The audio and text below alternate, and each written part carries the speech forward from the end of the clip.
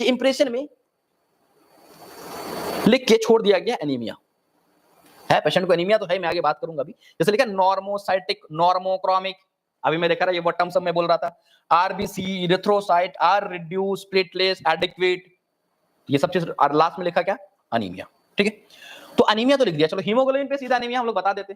लेकिन यहां पे एक चीज को याद क्या करना है कि अनीमिया किस टाइप का, चलो अब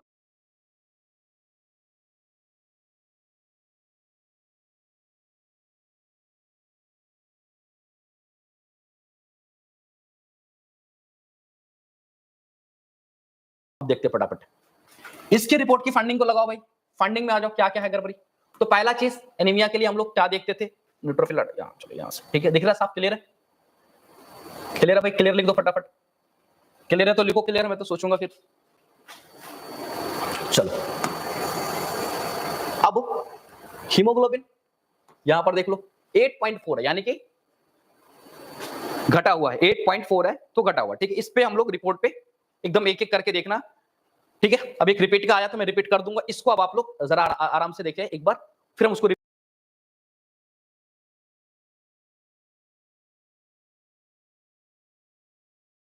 कर लेंगे।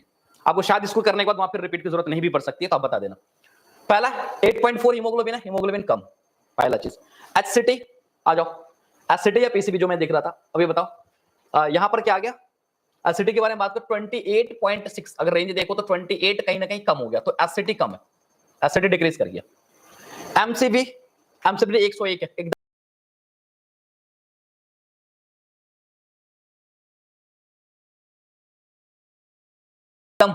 टके, मतलब क्या था ना कि पूरा सगुन वाला अंक आ गया इसके साथ, है ना। 101 तक अभी मैं नॉर्मल पढ़ा था, इसको रेंज वैल्यू को यहाँ पे 80 से 100 रखा, तो ये भी ठीक है, आपने आपको मैं पढ़ाया 101 तक नॉर्मल भी, है ना। तो 101.18 तो ये नॉर्मली की रेंज में रहेगा, इसको कुछ नहीं बोल सकते अभी हम, ठीक है। थोड़ा एलिवेटेड है बॉर्डर, बट एलिवेटेड में नहीं रखना अपने को भी।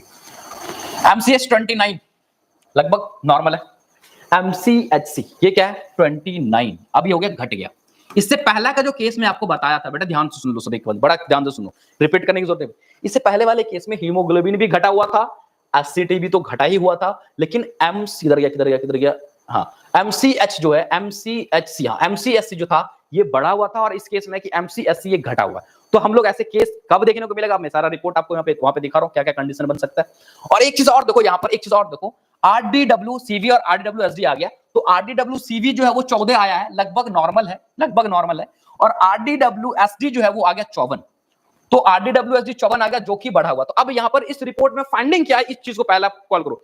हीमोग्लोबिन घटा हुआ है, एचसीटी घटा हुआ है, एमसीएससी घटा हुआ है ना, एमसीएससी घटा हुआ है, और आरडीडब्ल्यू जो है ये बढ़ा हुआ है। ये पॉइंट को देखो, बड़ा आसान से समझो, आरडीडब्ल्यू क्या है, आरडीडब्ल्यूएसडी जो वो क्या है, बढ़ा हुआ। तीन चीज शुरू से सब घटा हुआ और आरडीडब्ल्यू बढ़ा हुआ। हम लोग डिजीज को आते हैं, मैं आपको इसलिए मैं वहां पे लाकर दिखाता हूं, ताकि आप इस पेज को, इस नोट्स को अगर पढ़ लेंगे तो आप ये सारी कहानी चुटकियों में उड़ा लेंगे, 2 मिनट के अंदर में कोई समस्या नहीं लगेगा। चलो मैं ले आता हूं एक एक करके। हीमोग्लोबिन घटा हुआ एनीमिया है, तो ऊपर आ जाओ एसिडिटी के अंदर में, हिमेटोक्राइट में। हिमेटोक्राइट भी क्या था, घटा हुआ। तो हिमेटोक्राइट घटा हुआ कब कब मिल रहा है बेटा, देख लो यहां पर कब कब मिल रहा है, ये याद से देखो। अभी इसलिए देखो कि मैं नीचे आ जाऊंगा, फिर ऊपर नहीं लाऊंगा, एक ही साथ करा सकता हूं, ऊपर नीचे ज्यादा नहीं करेंगे, तो ऐसे भी लोग ऊपर नीचे करते करते वेट कम हो जाता है जी, ठीक है।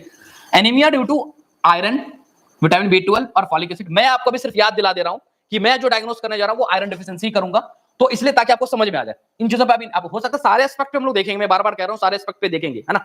ऐसा नहीं कुछ भी देखा एक ही बार सब कुछ कर देंगे, सारा चीज एवेलुएट करेंगे, बट अभी मैं को जो रिपोर्ट उस पर एसिडिक घटा हुआ था, तो हम यहां पर ये फोकस करना चाह रहे हैं, आयरन की कमी की वजह से भी एसिडिक क्या हो रहा है, घट रहा है। चलो ठीक, एसिडिक घटा हुआ मिल गया। एसिडिक बाद बाकी एमसीवी नॉर्मल था, एमसीएच नॉर्मल था, एमसीएचसी गड़बड़ था, तो एमसीएचसी पे आ जाओ। MCHC MCHC MCHC MCHC MCHC MCHC किधर गया, चला गया। एमसीएचसी आ जाओ, किधर गया, आरडीडब्ल्यू इधर तो, हाँ एमसीएचसी इज अ लो। देखो पहला टाइम पे लिखा हुआ, एमसीएचसी जो लो होगा वो किसमें होगा, आयरन डिफिशिएंसी एनीमिया। अभी मैं आपको ऊपर बताया था कि एचसीटी लो, जिसमें आयरन की कमी की वजह से भी एचसीटी लो होता है। One of the factor iron is also, यहां भी आयरन पे घुस रहा है मामला, यहां भी घुस रहा है आयरन। और एक चीज और बता दूं, आरडीडब्ल्यू यहां पे मैं लिखा हुआ नहीं था, बट ये बता दे रहा हूं आपको, आगे क्लास में मिल भी सकता है लिखा हुआ आपको। आरडीडब्ल्यू अगर इंक्रीज होता है तो ये भी आयरन डिफिशिएंसी एनीमिया में आरडीडब्ल्यू इंक्रीज देखने को मिलता है। ये सबका सब किधर ले जा रहा है, आयरन डिफिशिएंसी की तरफ। तो आपने इस रिपोर्ट में क्या बना डायग्नोस, देखो बेटा अगर ये डायग्नोस हो गया, अब इस वाले पेशेंट को हम आयरन सप्लीमेंट देंगे, उस वाले सप्लीमेंट को क्या देंगे, मेगालोब्लास्टिक अगर हुआ है तो उसको विटामिन B12, फॉलिक एसिड ऐसे टैबलेट खिलाएंगे। तो सिर्फ अनीमिया बता देने से हमारा इलाज सही से नहीं हो पाएगा।